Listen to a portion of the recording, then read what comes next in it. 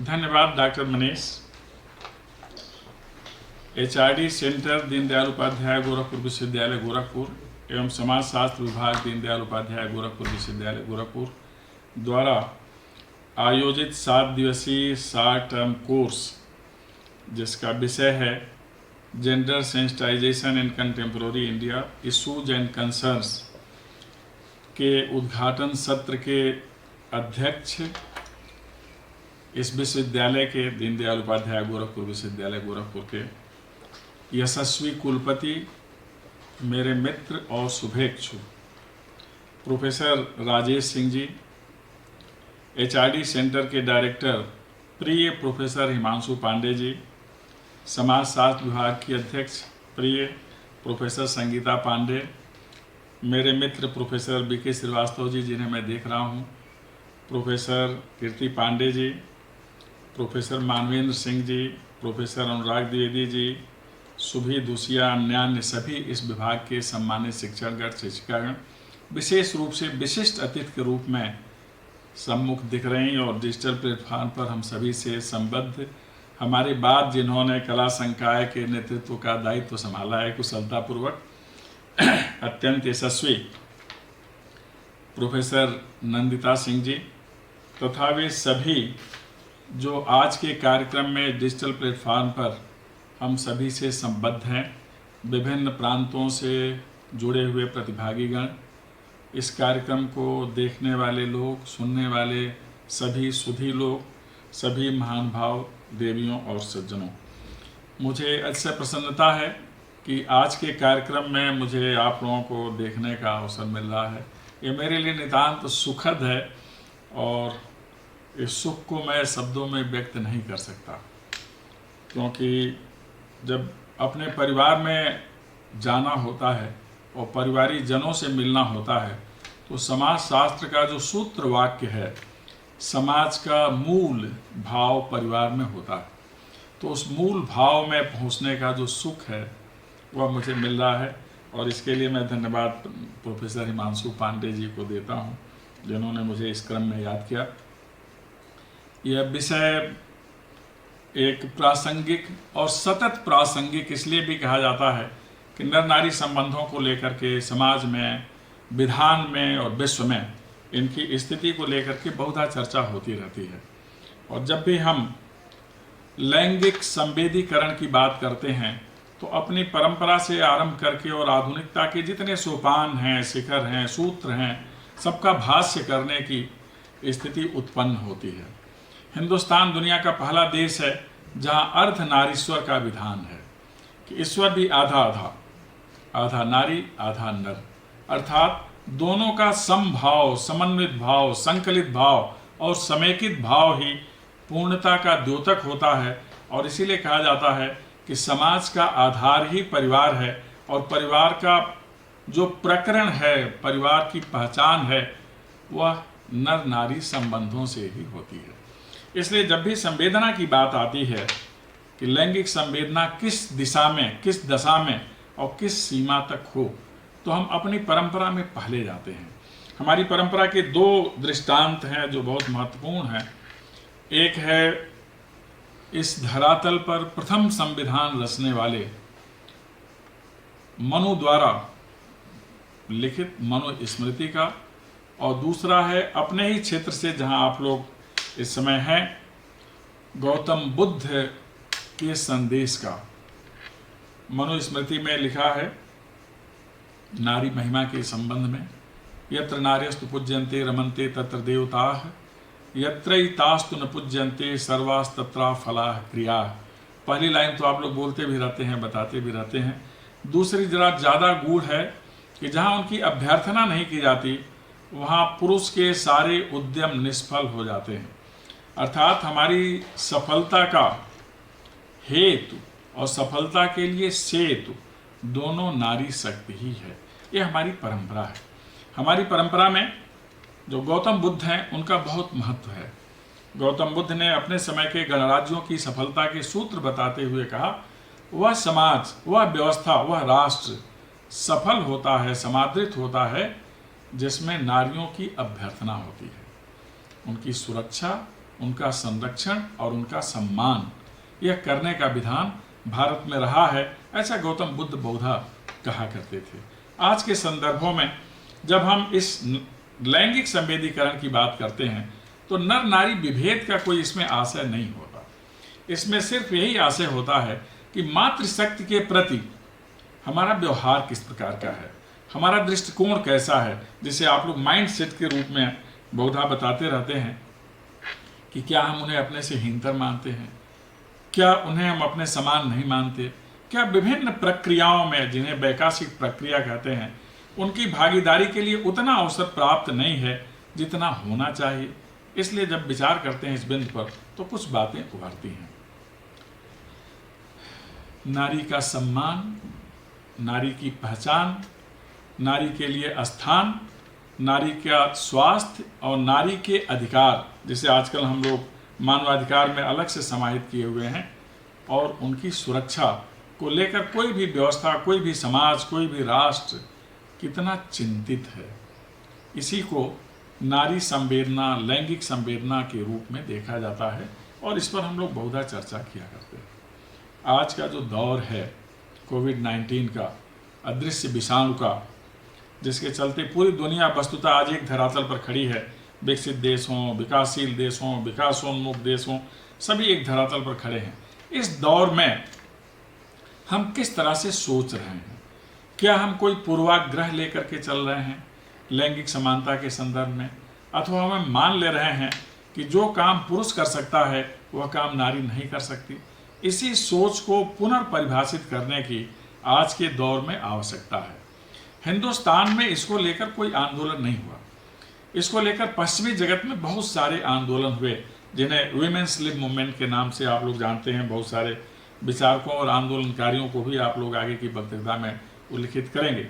लेकिन हिंदुस्तान में एक समभाव हमेशा से रहा है और इसी समभाव के कारण आज हम पुनः उस स्थिति में हैं कि जीवन के जितने क्षेत्र हैं वहाँ हम इन्हें महिमा प्रदान करते हैं। हो सकता है कि अभी इन्हें यथेष्ट जो इनकी अपेक्षा है हम नहीं दे सके हैं, लेकिन यह प्रक्रिया निरंतर जारी है।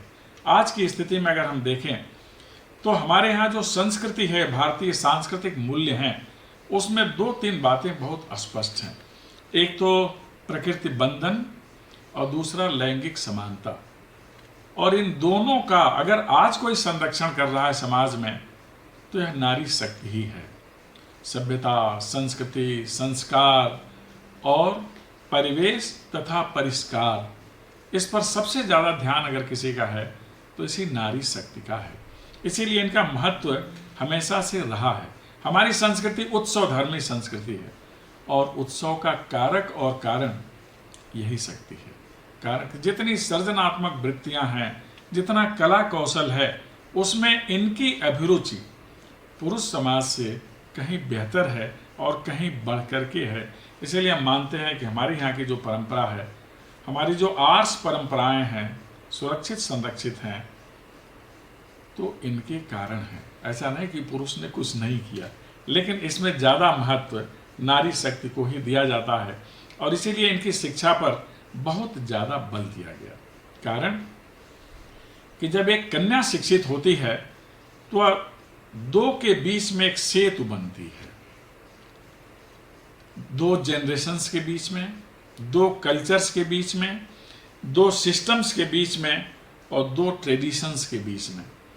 तो जो सेतु है 2 को जोड़ने का, उसके प्रति हमारा भाव हमेशा उत्तम ही होना चाहिए।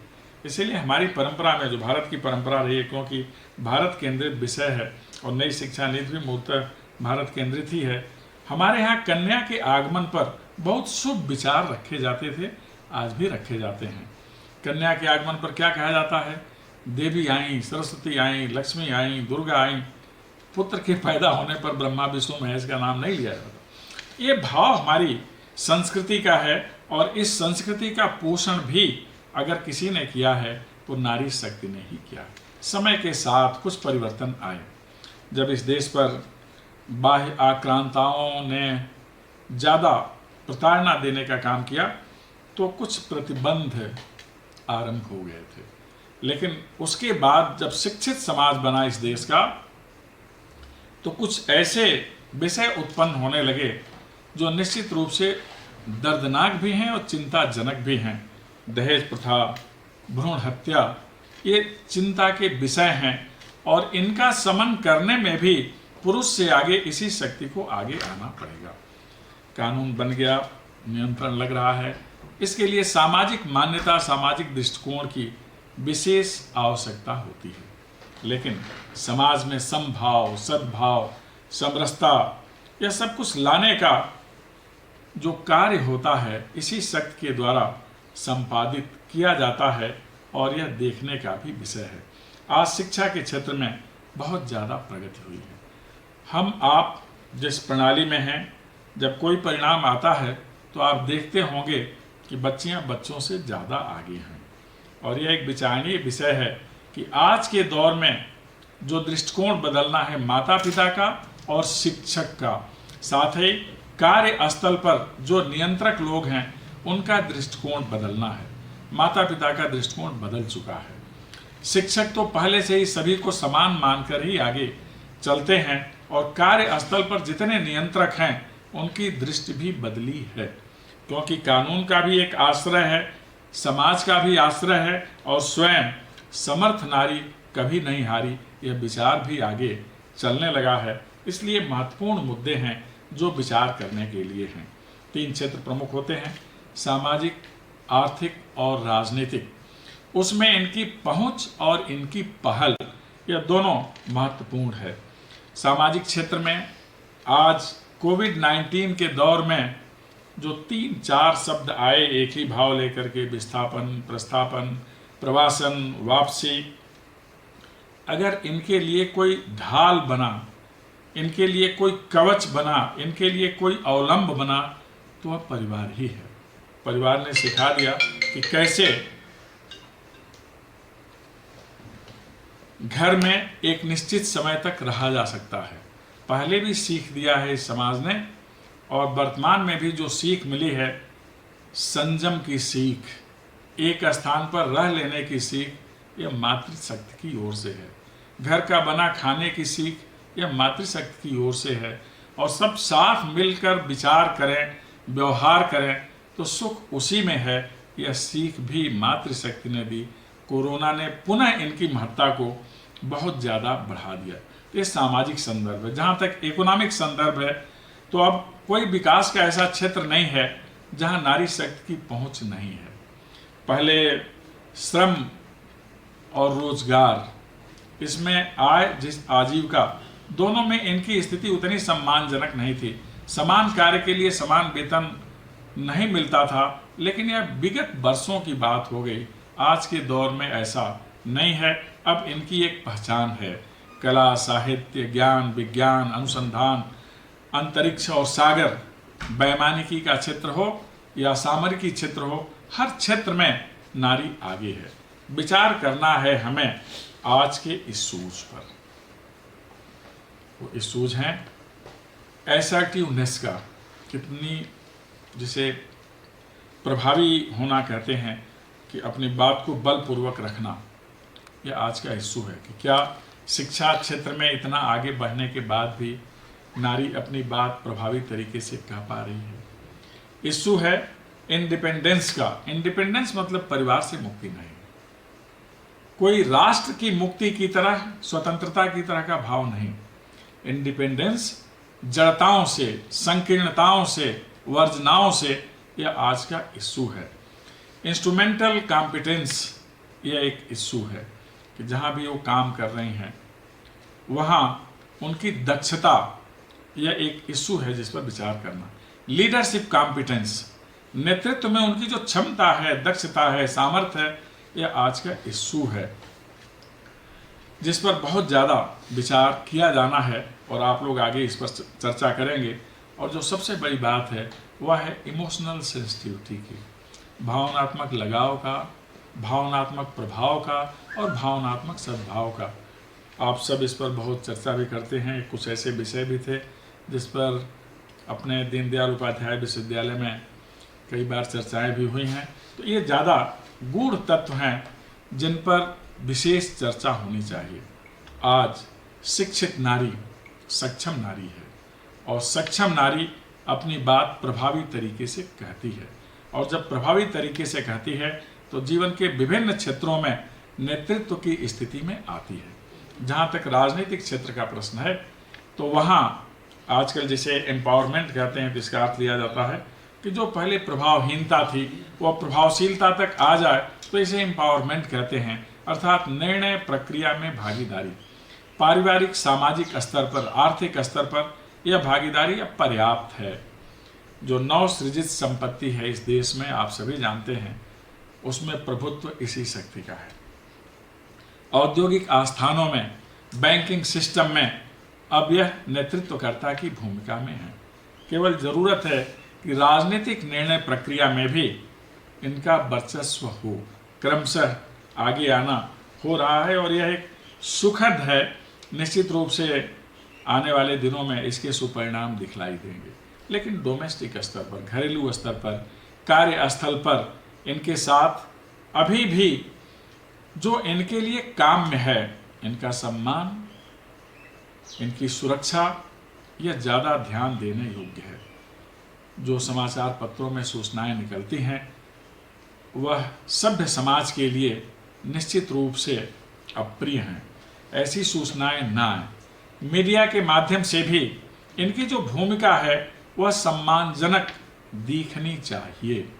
चाहे चलचित्र का क्षेत्र हो, विज्ञापन की दुनिया हो, यह उत्पाद की महत्ता बढ़ाने के लिए दूसरे रूपों में आए, इससे चिंता होती है।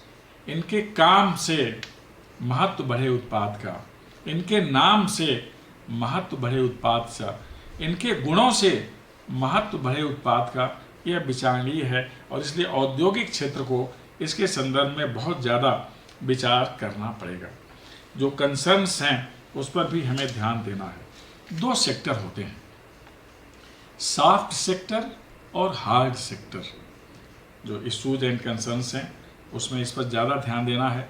सॉफ्ट सेक्टर में इनकी पहुंच बहुत तेज़ी से हुई है, जिसमें एजुकेशन है, हेल्थ है, अन्य सर्विसेज हैं। इसमें नारियों की बहुत ज़्यादा उपस्थिति भी है, भागीदारी भी है, महत्ता भी है, योगदान भी है। लेकिन जो हार्ड सेक्टर हैं उसमें अब इनका महत्व बढ़ने का समय आ गया है। यथा मैक्रो इकोनॉमिक पॉलिसीज में इनकी भूमिका क्या होगी, जो नीति नियामक अधिकरण हैं उनमें इनकी किस तरह की उपस्थिति होगी, औद्योगिक आस्थान हैं, निर्माण के साधन है, उसमें अब इनकी भूमिका किस तरह की होगी, इनकी कुशलता का किस तरह लाभ लिया जाएगा। जो इंफ्रास्ट्रक्चरल डेवलपमेंट है उसके बारे में विचार करना जरूरी है। और डिसीजन मेकिंग प्रोसेस राजनीति में यह एक कंसर्न है जिस पर ध्यान दिया जाना है। समय के साथ विकास होता है। हम अब एक नए दौर में हैं। अपने पास हम सभी विश्वविद्यालय से, महाविद्यालय से, शिक्षण संस्थान से जुड़े हुए लोग हैं।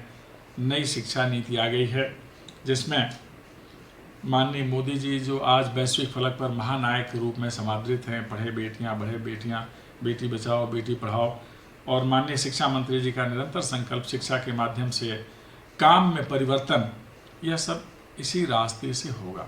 इसलिए शिक्षा के माध्यम से अपेक्षित सुधार सुनिश्चित है, उनके प्रति सम्मानजनक व्यवहार भी सुनिश्चित है। आइए हम सभी मिलकर शिक्षा के माध्यम से उस क्रांति को आगे बढ़ाएं जिसके चलते नारी शक्ति का शाश्वत सम्मान हो, उनकी सुरक्षा का विधिवत प्रावधान हो, किसी भी प्रकार के विभेदीकरण की स्थिति न हो।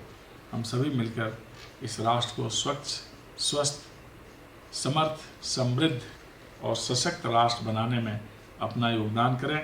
आने वाली दुनिया ज्ञान की दुनिया है। ज्ञान की दुनिया का भारत महानतम राष्ट्र बने, इसके लिए हम सभी उद्यम करें। आप सभी ने ध्यानपूर्वक सुना। आप सबको बहुत बहुत धन्यवाद। धन्यवाद सर।